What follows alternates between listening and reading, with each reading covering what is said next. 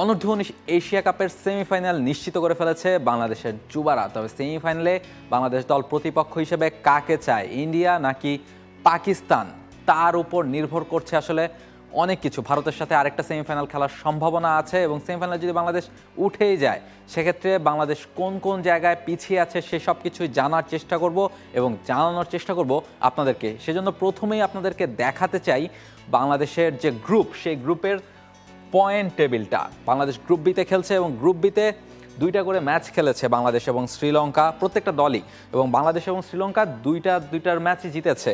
ফলে এই দুইজনই আসলে গ্রুপের টপে আছে এবং বাংলাদেশ এবং শ্রীলঙ্কাই আসলে গ্রুপের শেষ ম্যাচটা খেলবে এবং বাংলাদেশ যদি শেষ ম্যাচটা জিতে যায় তাহলে সেক্ষেত্রে বাংলাদেশ হবে গ্রুপ চ্যাম্পিয়ন এবং শ্রীলঙ্কা জিতলে শ্রীলঙ্কা হবে গ্রুপ চ্যাম্পিয়ন।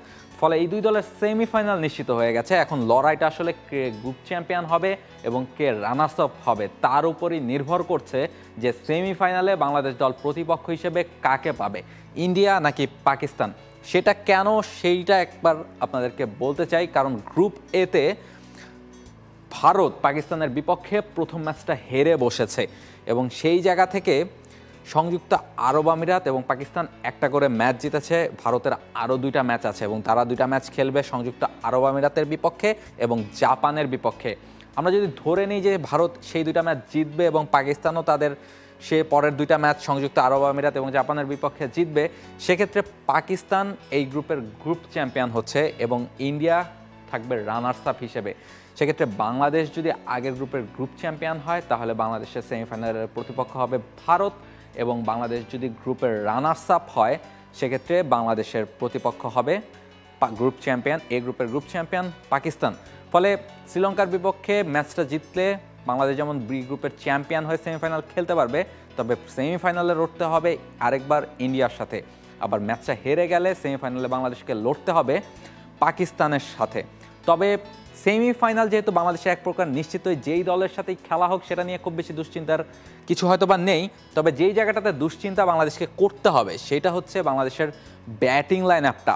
আপনি যদি দেখেন প্রথম ম্যাচে বাংলাদেশের হয়ে কালাম সিদ্দিকী রান করেছিলেন এবং ক্যাপ্টেন তামিম তিনি রান করেছিলেন এবং নেপালের বিপক্ষে সেকেন্ড ম্যাচটাতেও খুব বড় টার্গেট ছিল না, 142 রানের টার্গেট ছিল, সেই জায়গাটাতেও সাওয়াদ আবরার 59 রানের একটা ইনিংস খেলেছেন এবং এই ম্যাচেও আজিজুল হাকিম তামিমকে মানে ক্যাপ্টেনকে হালটা ধরতে হয়েছে। তিনি 52 রানের অপরাজিত একটা ইনিংস খেলে দলকে ম্যাচ জিতিয়েছেন। কিন্তু বাকি যে ব্যাটাররা, পরের ব্যাটারদের কথা যদি আমরা বলি, বাংলাদেশের যে মিডল অর্ডার আছেন তারা কিন্তু এই ম্যাচেও রান করতে পারেননি এবং আগের ম্যাচটাতেও রান করতে পারেননি। ফলে এইটা নিয়ে একটা দুশ্চিন্তা বাংলাদেশ দল করতে পারে, কারণ বাংলাদেশের মিডল অর্ডারে থেকে রান আসছে না, টপ অর্ডার ব্যাটাররা রান করে দিচ্ছেন এবং 3 নম্বরে হাকিম তামিম রান করছেন। ফলে এই তিনজনের পরের যে ব্যাটাররা তারা আসলে রান করতে পারছেন না এবং তারা যদি রান করতে না পারেন, যখন বড় ম্যাচে খেলবে সেমিফাইনালে, যদি পাকিস্তান বলুন কিংবা ইন্ডিয়া বলুন, এই দলগুলোর সাথে যখন সেমিফাইনালে খেলা হবে, কিংবা যেহেতু বাংলাদেশ বর্তমান চ্যাম্পিয়ন ফলে আরেকটা ফাইনাল তারা খেলার প্রত্যাশা করতেই পারে।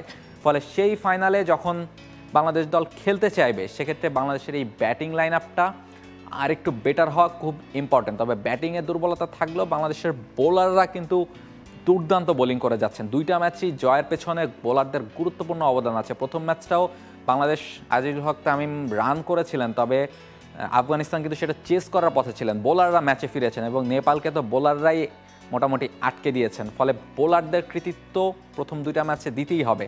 তবে শ্রীলঙ্কার বিপক্ষে ম্যাচে কিংবা পাকিস্তান ইন্ডিয়ার মতো দলগুলোর বিপক্ষে যখন বাংলাদেশ ম্যাচ খেলবে তখন মিডল অর্ডার ব্যাটারদের, টপ অর্ডার যদি ব্যর্থও হয় তারা যেহেতু প্রতিদিন রান করে দিতে পারবেন না, ফলে মিডল অর্ডার ব্যাটারদের দায়িত্ব নিতে হবে।